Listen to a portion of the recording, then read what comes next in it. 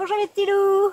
Bon, aujourd'hui je vais vous faire une vidéo sur l'irrigation pour l'Artemisia annua. Mais avant de commencer, je voulais faire un petit coucou à ceux qui attendent des vidéos toutes les semaines. Je suis désolée, je suis obligée de régler mes priorités en avance. Donc je ne peux pas être régulière dans mes vidéos. Il est possible par exemple qu'il y en ait 2 cette semaine et puis pas du tout pendant 15 jours, voire peut-être un mois des fois. Donc je suis désolée pour l'irrégularité. Mais bon, l'important c'est d'être toujours là avec vous au bout quand même de 3-4 ans. Je sais plus quel âge elle a la chaîne, mais ça commence à faire. Hein. Donc là, je finis de cueillir mes fleurs de cornula et je commence la vidéo sur l'Artemisia tout de suite. Allez, c'est parti!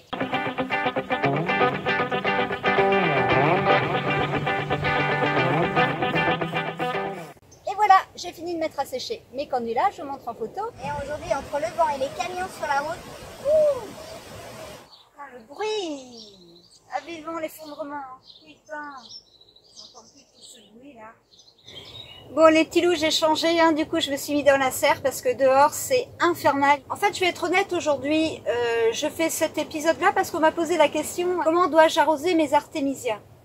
Mais mes petits loups, je ne peux pas répondre à toutes ces questions-là pour la simple et bonne raison, c'est que vous comprenez bien que tout dépend de votre environnement, tout dépend si l'artémisia est en pot, si elle est sur un balcon, plutôt au nord, plutôt au sud. L'arrosage d'une plante, c'est surtout son observation. Vous savez très bien que si vous avez fait déjà un bon arrosage, si vous voyez la plante qui se courbe, c'est que vous avez un petit peu trop d'eau, mais c'est pas grave. Vous laissez, elle va vite remonter. Vous arrêtez l'arrosage à ce moment-là. L'arrosage, c'est de l'ajustage, tout simplement. Si ça fait par exemple plus d'une semaine que vous n'avez pas arrosé, que vous voyez que votre plante commence un peu à peiner, et c'est là qu'il faut arroser. Vous voyez ? Tout se joue par rapport à la dernière fois que vous avez arrosé. Voilà, tout dépend du nombre de jours que vous avez laissé. Par exemple, une artémisia dans un pot, vous comprenez qu'elle va avoir besoin d'un apport régulier, au moins tous les 2 à 3 jours. En fait, ce qui se passe pour ceux qui plantent des artémisias en pot, vous faites souvent l'erreur, pour ceux qui cultivent en jardinière ou en pot, c'est d'un moment d'oublier d'arroser et votre terre, elle sèche. Et vous comprenez bien qu'à ce moment-là, elle meurt. Les micro-organismes qui sont à l'intérieur, qui servent à apporter les nutriments à votre plante, ils sont morts. C'est fini. Il faut remettre de la vie dedans. Et c'est pas simplement en arrosant la terre. Il va falloir que vous apportiez à nouveau de la matière organique pour que les bactéries se multiplient et ainsi remettre de la vie dans votre terre. J'ai une amie qui a du mal à comprendre ce concept. Mais bon, ça viendra. Hein. Quand on débute en jardin, on passe par des erreurs et à un moment donné, il faut essayer de comprendre ces erreurs. La terre doit être vivante. Donc voilà le principe fondamental à respecter pour ceux qui ont des artémisias en pot. Et la taille de votre pot est évidemment essentielle. Hein. Je vous ai déjà expliqué, hein, pour ceux qui cultivent en pot, prenez un pot conséquent.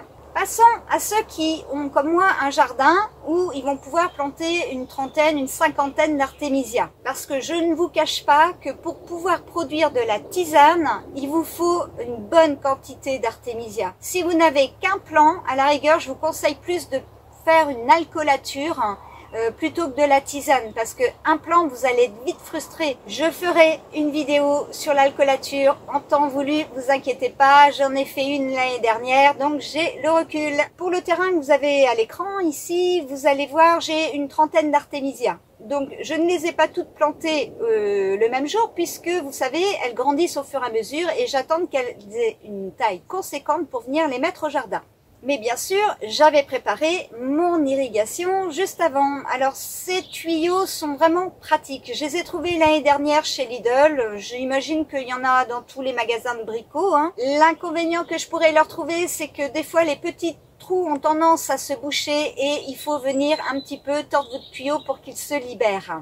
Mais sinon, c'est très pratique parce qu'ils ont vraiment une bonne longueur. Et donc, vous n'avez plus qu'à accrocher votre tuyau comme je le fais en fait là et laisser l'arrosage se faire tranquillement. Bien évidemment, je privilégie l'arrosage le soir parce que l'autre jour, j'ai voulu faire un test. Bêtement, j'ai complètement oublié. Hop, j'ai lancé l'eau. Oh là là, le soleil est arrivé après avoir arrosé les plantes. Du coup, ça a un peu brûlé les feuilles. Donc, ça diminue bien évidemment la photosynthèse. C'est pas grave, elles vont reprendre. Hein. L'Artemisia est une plante assez rustique. Vous avez peut-être remarqué que ma terre, elle est à nu en fait. Elle n'est pas paillée.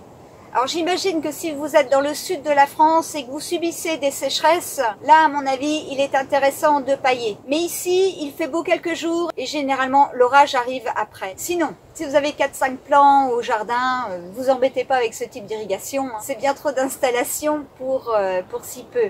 Non, vous arrivez avec bon arrosoir. L'idéal c'est l'eau de pluie. Et si vous pouvez pas faire autrement en fait que d'apporter de l'eau du robinet, surtout laissez-la reposer au moins une nuit. Mes petits loups, pour l'arrosage Artemisia, c'est fini pour aujourd'hui. Allez, je vous dis à très vite. Ciao, ciao!